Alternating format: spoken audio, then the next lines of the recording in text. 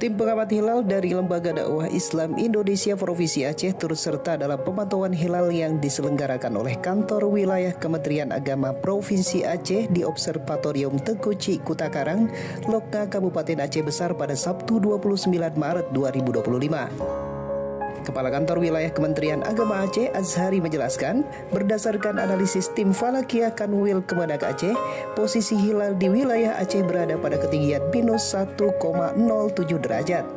Dengan posisi tersebut, hilal dipastikan tidak terlihat.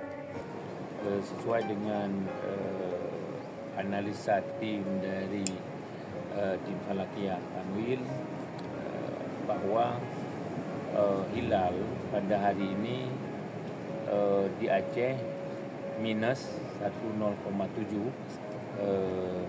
sehingga dipastikan tidak nampak. Mulai dari Papua sampai Aceh itu hilalnya min. Ya, jadi kalau di Papua min 3, kalau di kita min 1,07. Maka untuk besok kita masih puasa. Azhari menghimbau seluruh umat muslim untuk menunggu pengumuman resmi dari Menteri Agama pada waktu yang telah ditentukan guna memastikan keputusan final mengenai Hari Raya Idul Fitri 1446 Hijriah. Sementara itu, Ketua DPW LDII Provinsi Aceh, Marzuki, mengatakan berdasarkan hasil ru'yatul hilal yang telah dilakukan bersama Kemenak Aceh, hilal tidak terlihat karena masih berada di bawah ufuk.